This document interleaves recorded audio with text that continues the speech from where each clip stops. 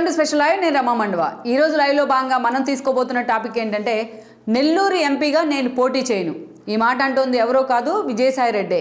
మొన్నటి వరకు జగన్మోహన్ రెడ్డికి అత్యంత కీలకమైన సన్నిహితుడుగా ఉన్న విజయసాయి రెడ్డి ఈ రోజున నెల్లూరు ఎంపీగా పోటీ చేయడానికైతే ఇష్టపడట్లేదన్న ప్రచారం జరుగుతోంది. సో ఆయన నెల్లూరు ఎంపీగా నేను పోటీ చేయను అని కూడా జగన్మోహన్ రెడ్డికి ఇప్పటికే క్లారిటీ ఇచ్చే ప్రయత్నం చేశారన్న చర్చ కూడా జరుగుతోంది. అందుకు కారణాలు కూడా ఉన్నాయి. అయితే విజయసాయి రెడ్డి నిజంగా ఇలాంటి సిచ్యువేషన్ అయితే జగన్మోహన్ రెడ్డి ముందు పెట్టే ప్రయత్నం చేశారా? నేను పోటీ చేయను అనే అంశాన్ని జగన్మోహన్ రెడ్డి ముందు ఎందుకు పెట్టాల్సి వచ్చింది? బట్ అదే సమయంలో అటువైపు నుంచి టీడీపీ నుంచి వేమిరెడ్డి పోటీలో ఉన్న కారణంగానే ఈ రోజున విజయసాయి రెడ్డి తాను ఆ పోటీ నుంచి తప్పుకునే ప్రయత్నం చేస్తున్నారా? అటు వేమిరెడ్డి అండ్ దెన్ విజయసాయి రెడ్డి ఇద్దరు కూడా అత్యంత సన్నిహితులు కావడమే ఈ రాజకీయ పరిణామాలకు కారణమా? అసలు ఈ రోజున విజయసాయి రెడ్డి లాంటి నేత ప్రత్యక్ష ఎన్నికల నుంచి పోటీ చేయడం మొదటిసారి. సో ఆయన ఆ ఎన్నికల నుంచి తప్పుకున్నట్లయితే, ఎంపీ రేస్ నుంచి తప్పుకున్నట్లయితే ఈరోజు జగన్మోహన్ రెడ్డి అక్కడ ఎవరిని ప్లాన్ చేసే అవకాశం ఉంటుంది. సో అందుకే ఇలాంటి కీలక రాజకీయ పరిణామాల మధ్య నెల్లూరు ఎంపీ సీటుతో పాటు నెల్లూరు జిల్లా రాజకీయాలు కూడా ఈ రోజున వైఎస్ఆర్సీపీ భవిష్యత్తు ఏమైపోతుంది, ఎటువైపు వెళ్తోంది అన్న పరిణామాలను అయితే తెర మీదకి తీసుకొస్తూ ఉన్నాయి. అసలు ఈ రోజున విజయసాయి రెడ్డిని నెల్లూరు ఎంపీగా సెలెక్ట్ చేయాల్సిన సందర్భం ఎందుకు జగన్మోహన్ రెడ్డికి వచ్చింది? ఈరోజు ఏకంగా విజయసాయి రెడ్డి తాను పోటీ చేయను అంటూ జగన్మోహన్ రెడ్డి మీదే తిరుగుబాటు జెండా ఎగరేసేదాకా కూడా ఎందుకు వెళ్తూ ఉన్నారు?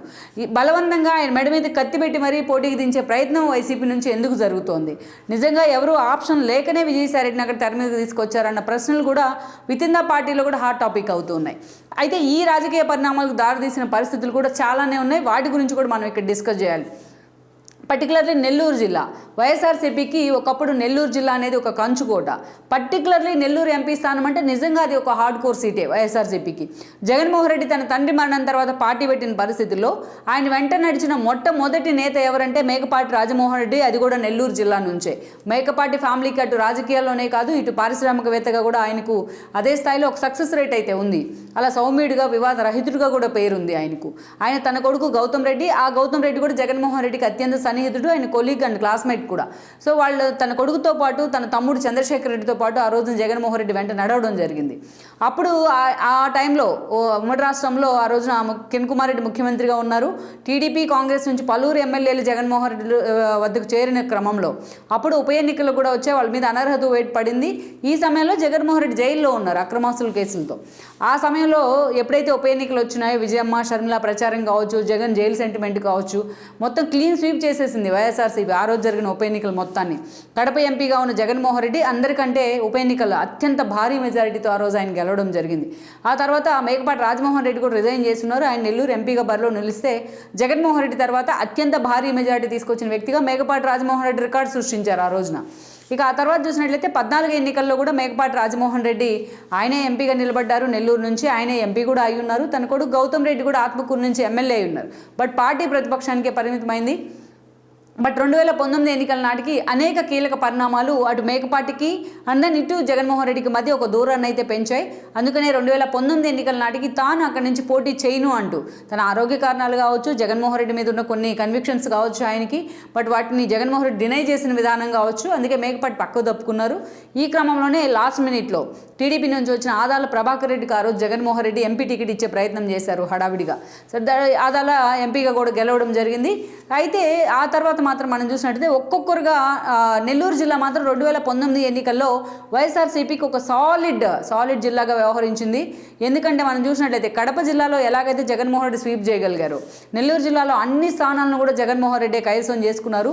అలా సింహపూర్లో సింహభాగం మొత్తం వైఎస్ఆర్సీపీ వైపే నిలబడింది. ఆ ఎన్నికల్లో టీడీపీలో స్టాల్ వార్డ్స్ లాంటి నేతలు కూడా ఓడిపోవడం జరిగింది 2019 ఎన్నికల్లో.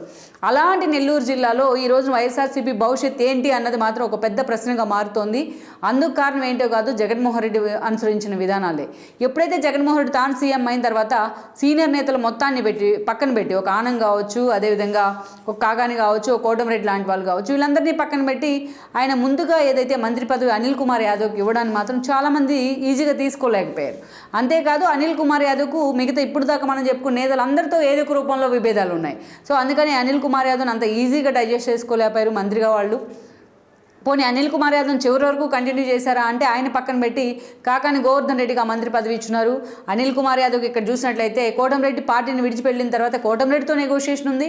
కాకానికి మంత్రి పదవి ఇచ్చారనే కారణంతో ఆయన మీద కూడా అనేక సార్లు అనిల్ ఫైట్కి వెళ్ళిన సందర్భాలు ఉన్నాయి. అటు ఆనం ఫ్యామిలీతో అనేక విభేదాలు ఉన్నాయి. ఇటు మేకపాటి ఫ్యామిలీతో కూడా అంత సన్నిహిత సంబంధాలు అయితే లేవు. At the same time Vemireddy Prabhakar Reddy లాంటి వాళ్ళతో కూడా అలాంటి సంబంధాలు అయితే లేవు అనిల్ కుమార్ యాదవ్కు. అలాంటి అనిల్ యాదవ్ను వన్ సైడెడ్గా జగన్మోహన్ రెడ్డి ప్రోత్సహించారన్న వాదంతో మిగతా నేతలంతా కూడా కొంత అసంతృప్తితో ఉన్న మాట అయితే వాస్తవం ఎన్నో రోజులుగా.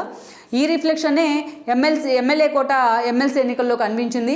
అప్పటికే పట్టభద్రుల ఎమ్మెల్సీ స్థానాలు 3 స్థానాలు టీడీపీ నుంచి వైఎస్ఆర్సీపీ వైపు నుంచి వెళ్లకుండా టీడీపీ ఖాతాలో 3 స్థానాలు పడిన పరిస్థితుల్లో ఎమ్మెల్సీ ఎన్నికల మీద అయితే ఎమ్మెల్యే కోట ఎన్నికల మీద చాలా సీరియస్గా జగన్ ఫోకస్ పెట్టారు. బట్ లాస్ట్ మీట్లో వీళ్ళు ముగ్గురు కూడా అటు తాడికొండ ఎమ్మెల్యే శ్రీదేవి కావచ్చు, మేకపాటి చంద్రశేఖర్ రెడ్డి కావచ్చు, కోటంరెడ్డి కావచ్చు, వీళ్ళు ముగ్గురు కూడా క్రాస్ ఓటింగ్ చేస్తున్నారు. పార్టీ నుంచి అనర్హత వేటుకు గురయ్యారు. విత్ ఇమీడియట్ ఎఫెక్ట్ వాళ్ళు టీడీపీలో జాయిన్ అయి ఉన్నారు. ఆల్మోస్ట్ వాళ్ళలో కొంతమందికి టికెట్లు కూడా అనౌన్స్ అయిన పరిస్థితి అయితే ఉంది ఈ రోజున. ఆనం కూడా ఆ జిల్లా నుంచి అయితే ముగ్గురు, Anam and Kotamreddy and then Mekapati Chandrasekhar Reddy Udayagiri MLA. So అలా వైఎస్ఆర్సీపీకి అయితే ఒక ఊహించని షాక్, నెల్లూరు జిల్లాలో అంత భయంకరమైన షాక్ జగన్మోహన్ రెడ్డికి. అది జరిగిన కొద్ది రోజులకే లోకేష్ పాదయాత్ర కూడా ఆ స్థాయిలోనే అక్కడ సక్సెస్ అయింది. బట్ వైఎస్ఆర్సీపీ తరపున అప్పటికీ కూడా స్టాల్ వార్డ్స్ లాంటి నేతలే ఉన్నారు. బట్ అయితే గౌతమ్ రెడ్డి మరణం తర్వాత ఆ పదవిని తీసుకెళ్లి గుడివాడ అమర్నాథ్కి ఇచ్చున్నారు. విక్రమరెడ్డి ఆత్మకూరు ఉప ఎన్నిక వచ్చిన సమయంలో ఉప ఎన్నికల్లో భారీ స్థాయిలో ఖర్చు పెడితేందుకు మేకపాటి రాజమోహన్ రెడ్డి ముందుకు రాలేదు. ఎలాగైనా సింపతి ఓట్ బ్యాంకు తన కొడుకు గెలుస్తారు అని కూడా ఆయన అంచనాలు వేసినా జగన్మోహన్ రెడ్డి అనుకో ప్రిస్టేజ్గా తీసుకున్నారు ఆ ఎన్నికను. చాలా మెజారిటీ భారీగా రావాలంటూ కూడా తనతోనే అంత ఖర్చు పెట్టించడానికి కూడా మేకపాటి అంత ఈజీగా తీసుకోలేకపోయినారు. ఈ పరిణామాల తర్వాత మేకపాటి కూడా పార్టీ నుంచి దూరం జరుగుతూ వచ్చారు. తన కొడుకు విక్రమ్ ఎమ్మెల్యే అయినప్పటికీ కూడా ఇలా తనకు దగ్గరైన అత్యంత సన్నిహితులైన వాళ్ళందరినీ కూడా 1 by 1 జగన్మోహన్ రెడ్డి దూరం చేసుకుంటూ వచ్చారు. ఇక వీళ్ళందరిది ఒక ఎత్తు అయితే వేమిరెడ్డి ప్రభాకర్ది మరొక ఎత్తు. ఆయన విజయసాయి రెడ్డికి అత్యంత క్లోజ్ అసోసియేట్స్ కూడా వాళ్ళిద్దరు. ఆ రోజున వేమిరెడ్డి ప్రభాకర్ రెడ్డి ఆల్రెడీ స్థానికంగా ఆయనకు ఒక సోలో ఇమేజ్ ఉంది. తన సేవా కార్యక్రమాలతో ఆయన భార్య ప్రశాంత్ రెడ్డి కావచ్చు, ఆయన కావచ్చు, తమకంటూ నెల్లూరు జిల్లాలో ఒక ఇమేజ్ని అయితే తెచ్చుకోగలుగున్నారు. సో అలాంటి వేమిరెడ్డి ఆ రోజు టీడీపీలోకి వెళ్లేందుకు సిద్ధమవుతారు. అంటే 2019 ఎన్నికల కంటే చాలా ముందే వాళ్ళ బలవంతంగా విజయసాయిరెడ్డి పార్టీలోకి తీసుకొచ్చే ప్రయత్నం చేస్తున్నారు ఆ రోజున. సో ఇక వేమిరెడ్డి కూడా ఆ రోజు వైఎస్ఆర్సీపీ జెండా కప్పుకున్నారు. ఆయనకి రాజ్యసభ అనౌన్స్ చేస్తున్నారు. 2019 ఎన్నికల్లో నెల్లూరు జిల్లా మొత్తానికి కూడా పార్టీకి అర్ధబలం అంగబలం పుష్కలంగా అందించడంలో వేమిరెడ్డి ముందున్నారని అనుకోవాలి. అట్ ద సేమ్ టైం ఆయన కూడా ఒక వివాద రహితుడిగా కూడా పేరుంది. ఇక వేరే మనం చూసినట్లయితే కూడా నెల్లూరు జిల్లాకు సంబంధించి ఇటీవల కాలంలో చాలా కీలక పరిణామాలు జరిగాయి.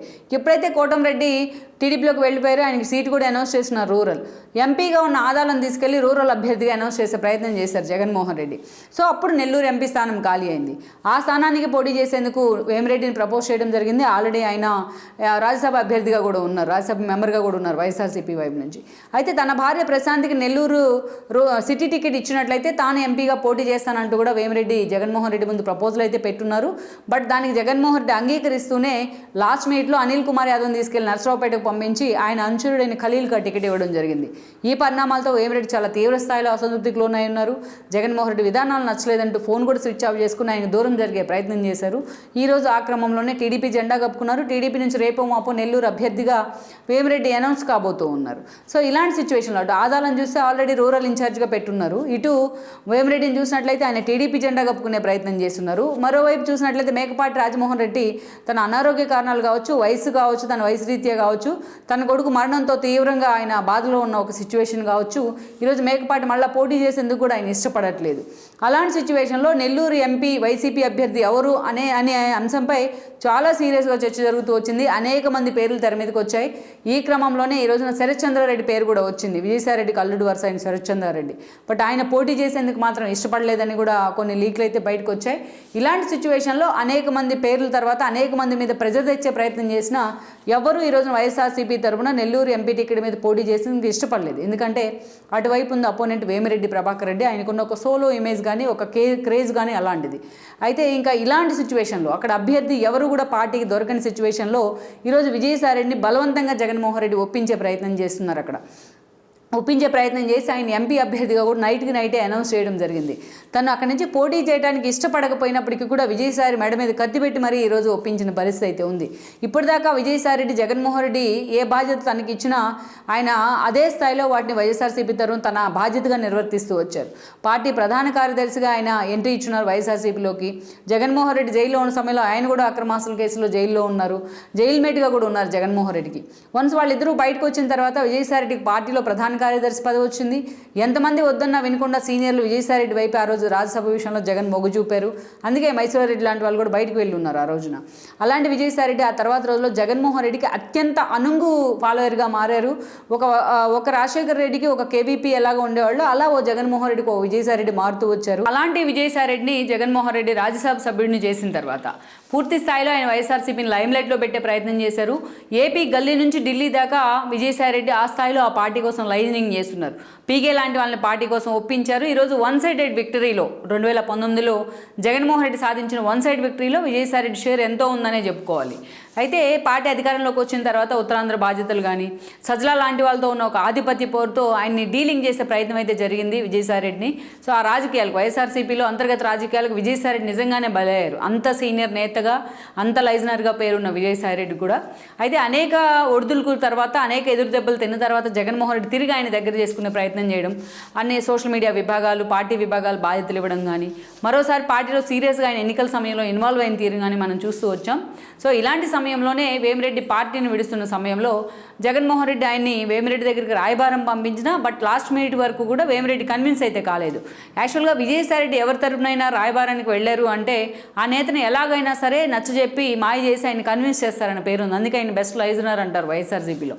అలాంటి విజయసాయి రెడ్డి మొన్న ఆర్కేని కూడా మళ్ళీ తిరిగి పార్టీలోకి తీసుకొచ్చారు కాంగ్రెస్ నుంచి వితిన్ 1 డేలోనే. అలాంటి విజయసాయి రెడ్డి మాత్రం వేమిరెడ్డిని కన్విన్స్ చేయలేకపోయినారు. అందుకే ఈ రోజున ఆ బాధ్యతలు కూడా విజయసాయి రెడ్డి నెత్తిన పడ్డాయి. తనకి ఇష్టం లేకున్నా సరే, ఎందుకంటే వేమిరెడ్డి ప్రభాకర్ రెడ్డిని తానే ఆ రోజున పార్టీలోకి తీసుకొచ్చారు. ఆయనకి రాజ్యసభ ఇప్పించడంలో కూడా తన కీలక పాత్ర పోషించారు. వాళ్ళిద్దరూ అత్యంత సన్నిహిత మిత్రులుగా కూడా వాళ్ళిద్దరికి పేరుంది. అలాంటి వేమిరెడ్డి ప్రభాకర్ రెడ్డి మీద ఈసారి తాను పోటీకి దిగడం అంటే అది విజయసాయి రెడ్డికి నిజంగానే తీసుకునే అంశం అయితే కాదు. అదే సమయంలో విజయసాయి రెడ్డి ఎక్కడ కూడా ఆయన సుదీర్ఘ వైఎస్ఆర్సీపీ ప్రస్థానంలో ప్రత్యక్ష ఎన్నికల నుంచి పోటీ చేసిన సందర్భం కూడా లేదు. అలాంటి విజయసాయి రెడ్డిని ఈరోజు తీసుకెళ్లి ఏకంగా తన సన్నిహితుడైన వేమిరెడ్డి మీదే జగన్మోహన్ రెడ్డి పోటీకి పెట్టే ప్రయత్నం చేయడాన్ని ముందు ఆయన కాదు ఆయన అనుచరులు కూడా డైజెస్ట్ చేసుకోలేకపోతూ ఉన్నారు. అందుకే ఈ రోజున తాను ఎట్టి పరిస్థితుల్లో విజయవాడ నుంచి పోటీ చేయను అనే అంశాన్ని జగన్మోహన్ రెడ్డి ముందు ఉంచే ప్రయత్నం అయితే ఆయన చేస్తున్నారని చర్చ ఉంది. అయితే ఇదే సమయంలో అక్కడ ఆల్టర్నేటివ్గా ఎవరినైనా నిలబెట్టేందుకు కూడా విజయసాయి రెడ్డి ప్రయత్నం అయితే చేస్తూ ఉన్నారు. అక్కడ ఆప్షన్ దొరికినట్లయితే తాను పక్కకు తప్పుకొని అక్కడ ఆ కొత్త వ్యక్తిని నియమించేందుకు కూడా విజయసాయి రెడ్డి లెక్కలు కడుతూ ఉన్నారని చర్చ అయితే ఉంది. అందుకే తన అల్లుడు శరత్చంద్రారెడ్డి పేరుని కూడా ఆయన తెర మీద తీసుకొస్తూ ఉన్నారు. ఆయన ఇటీవలే వెళ్ళి జగన్మోహన్ రెడ్డిని కూడా కలవడం జరిగింది. సో అనేక రకాలుగా విజయసాయి రెడ్డి అయితే మాత్రం ఈరోజు వేమిరెడ్డి మీద పోటీ చేయడానికి సిద్ధపడట్లేదన్న అంచనాలు ఉన్నాయి. ఒకటి తన సన్నిహితుడు కావటం, ఒకటి తాను ప్రత్యక్ష ఎన్నికల్లో అంతకుముందు ఎప్పుడు కూడా పోటీ చేసి ఉండకపోవడం, ఇంకోవైపు అటు టీడీపీ జనసేన క్లీన్ స్వీప్ చేస్తారనే ఒక అంచనాలు ఉండడం, ప్రత్యేకించి నెల్లూరు జిల్లాలో నెల్లూరు ఎంపీ పరిధిలో ఉన్న అన్ని అసెంబ్లీ కాన్స్టిట్యున్సీల్లో కూడా టీడీపీ గెలుస్తోందనే ఒక సర్వేలు రావడం కానీ, సో ఈ పరిణామాలతో విజయసాయి రెడ్డి పూర్తిగా డీలింక్ అయ్యే ప్రయత్నం చేస్తున్నారు అన్న చర్చ ఉంది. అది కూడా లాస్ట్ మినిట్లో ఇంకా 2 నెలలు కూడా ఎన్నికలకు సమయం లేని ఈ పరిస్థితుల్లో తనను ఎంపీ అభ్యర్థిగా నిలబెట్టే ప్రయత్నం చేయడం కూడా ఆయన డైజెస్ట్ చేసుకోలేకపోతున్నారు ప్రత్యక్ష ఎన్నికల ద్వారా. అందుకే పూర్తిగా ఈ విషయానికి మాత్రం ఆయన అంగీకరించట్లేదనే చర్చ ఉంది. ఎలాగైనా జగన్మోహన్ రెడ్డిని కన్విన్స్ చేసి మరి ఆయన ఈ పోటీ నుంచి తప్పుకునేందుకు కూడా ఆలోచన చేస్తున్నారని కూడా అన్నారు. ఎందుకంటే వేమిరెడ్డికి ఉన్న విజయసాయి రెడ్డికి పార్టీ పరంగా క్రేజ్ ఉన్నప్పటికీ బట్ నెల్లూరు జిల్లాకు వచ్చినప్పటికీ వేమిరెడ్డికి ఉన్న క్రేజ్ ముందు విజయసాయి రెడ్డి క్రేజ్ అంతగా కంపేర్ చేయలేరు అనుకుంటాను వాళ్ళిద్దరి విషయంలో. అందుకే ఈరోజు విజయసాయి రెడ్డి పోటీ విషయంలో వేమిరెడ్డి మీద పోటీ విషయంలో వెనక్కి తగ్గుతున్నారన్న చర్చ జరుగుతోంది. లెట్స్ సీ మరి ఓవరాల్గా విజయసాయి రెడ్డిని జగన్మోహన్ రెడ్డి కన్విన్స్ చేస్తారా, బట్ జగన్మోహన్ రెడ్డిని విజయసాయి రెడ్డి ఒప్పించుకుంటారనేది మాత్రం ఈరోజు మనం చూడాల్సి ఉంది. మొత్తానికైతే వేమిరెడ్డి వర్సెస్ విజయసాయి రెడ్డి అనే సమీకరణాలు తెర మీదకి వచ్చినట్లయితే అక్కడ గెలుపు ఎవరి వశం కాబోతుందనే అంశం మాత్రం ఈ రోజున సింహపురి రాజకీయాల్లో ఒక హాట్ టాపిక్ అయిన అంశంగా మారింది.